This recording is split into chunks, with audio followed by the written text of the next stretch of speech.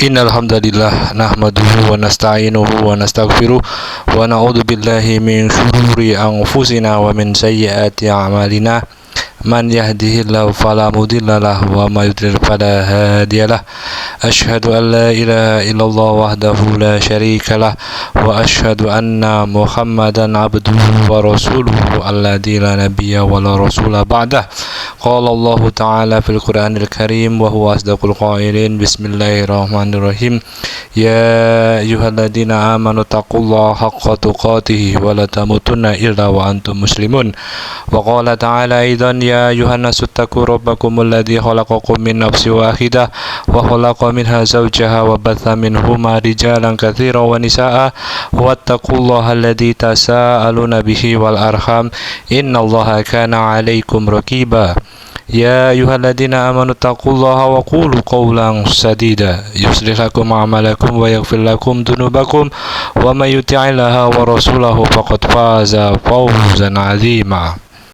Hadirin jamaah Jumat rahimakumullah, marilah kita senantiasa memanjatkan puji syukur kehadirat Allah Azza wa Jalla di Jumat perdana di tanggal 1 Syawal 1447 Hijriah ini. Kita bisa kembali berkumpul bermajelis dalam kondisi sehat walafiat.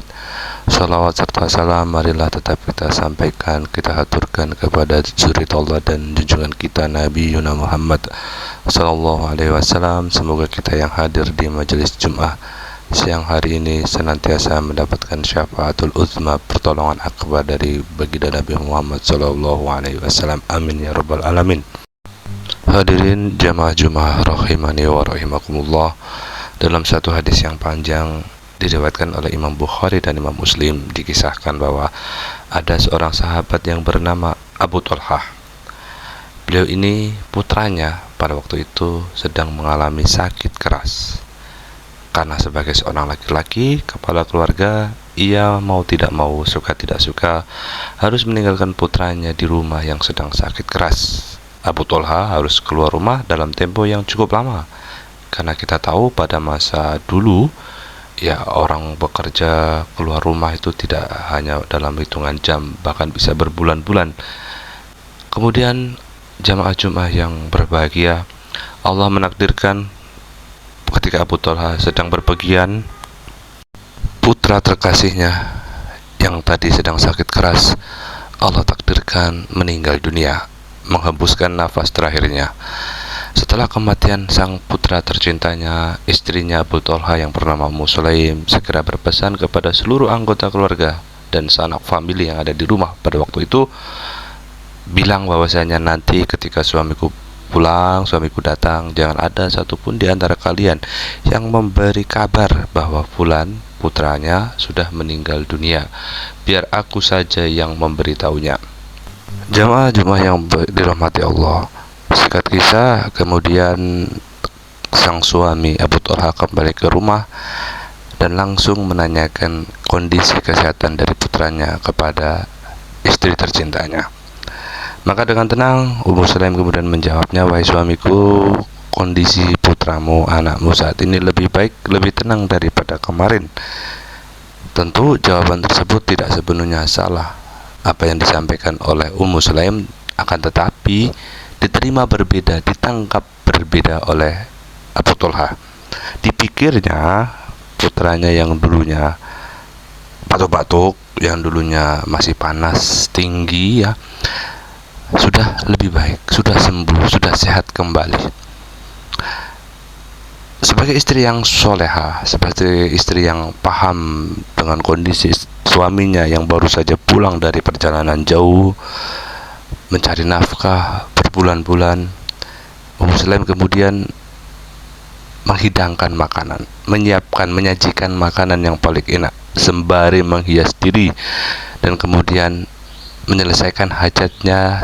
Dan setelah itu di antara keduanya terlibat percakapan singkat. Wahai suamiku, kata Ummu Sulaim, seandainya suatu hari ada seseorang yang menitipkan barang kepadamu, kemudian si pemilik barang tadi mengatakan, nanti kalau sudah selesai urusanku, aku akan mengambil barangnya kembali. Jika terjadi seperti itu, apakah engkau akan menolaknya, wahai Abu Talha. Kemudian sang suami menjawab, jamaah Jumat yang dimuliakan Allah, tentu wahai istriku, tidak boleh aku menghalangi sang pemilik barang tersebut untuk mengambil barangnya, karena aku hanya sebagai perantara, karena aku hanya sebagai orang yang dititipi barang tersebut. Kapanpun sang pemilik barang hendak mengambilnya, aku tidak boleh menghalanginya.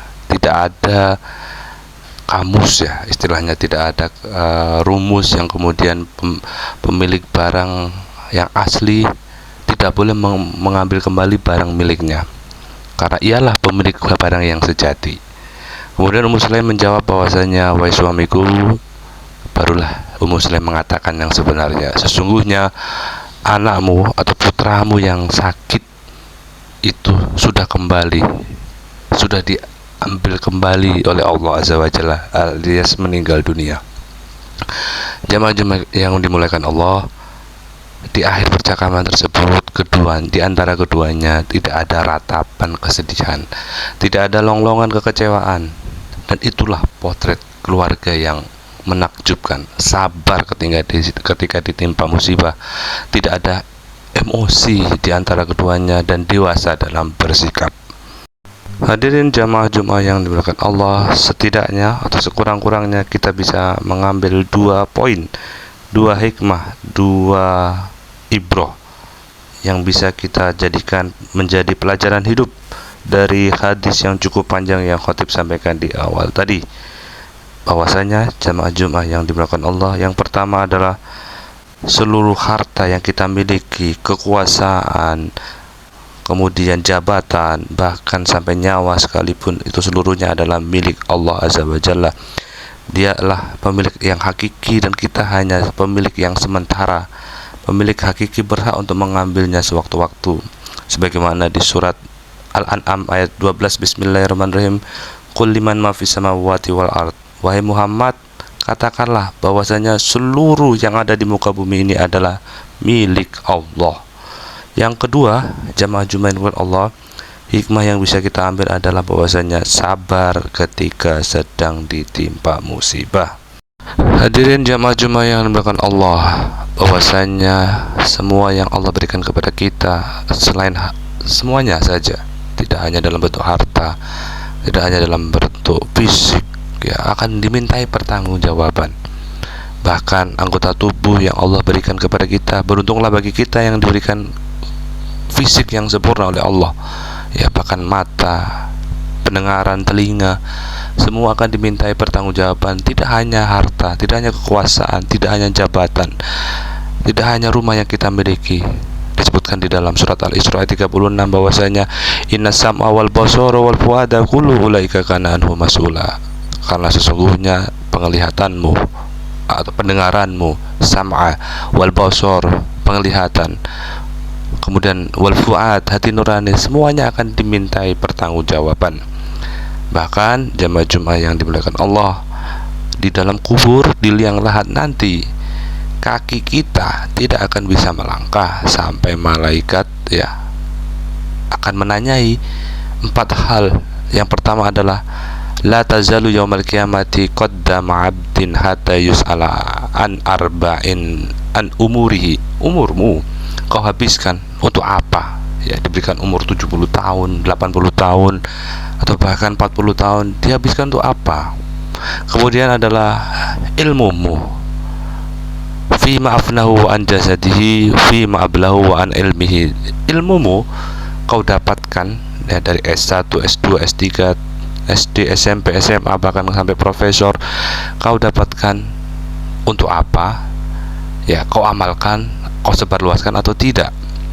Kemudian adalah wa'an jasadihi, kemudian tubuhmu, fisikmu, ya, ragamu, kau manfaatkan untuk apa? Untuk mukul anak kecil kah? Untuk mukul istrimu kah? Atau untuk bekerja mencari nafkah? Dan yang terakhir adalah wa'an malihi, ya, hartamu kau dapatkan dari mana, kau peroleh dari mana, dan kau gunakan untuk apa? 4 hal itu tadi, umurmu, hartamu, tubuhmu, dan ilmumu, semuanya akan dimintai pertanggungjawaban di liang lahat nanti. Akan ditanyai oleh malaikat, Itulah mengapa pentingnya kita harus muhasabah, bahwasanya seluruh yang kita miliki, yang dikaruniakan oleh Allah, juga fisik kita, semuanya akan dimintai pertanggungjawaban, karena Allah lah sang pemilik hakiki. Jemaah-jemaah yang dimuliakan Allah, yang kedua hikmah yang bisa kita ambil adalah bersabar ketika ditimpa musibah. Di dalam surat Al-Baqarah disebutkan bahwasanya وَلَنَبْلُوَنَّكُمْ بِشَيْءٍ مِنَ الْخَوْفِ وَالْجُوعِ وَنَقْصٍ مِنَ الْأَمْوَالِ وَالْأَنْفُسِ وَالثَّمَرَاتِ وَبَشِّرِ الصَّابِرِينَ الَّذِينَ إِذَا أَصَابَتْهُمْ مُصِيبَةٌ قَالُوا إِنَّا لِلَّهِ وَإِنَّا إِلَيْهِ رَاجِعُونَ. Manusia akan mengalami cobaan, akan mengalami musibah, diuji oleh Allah dengan ketakutan, kelaparan, kekurangan harta, jiwa, dan buah-buahan. Dan berilah kabar gembira bagi siapa? Bagi mereka yang ketika ditimpa musibah mereka sabar seraya mengucapkan innalillahi wa inna ilaihi rajiun. Kita adalah milik Allah dan akan kembali kepadanya.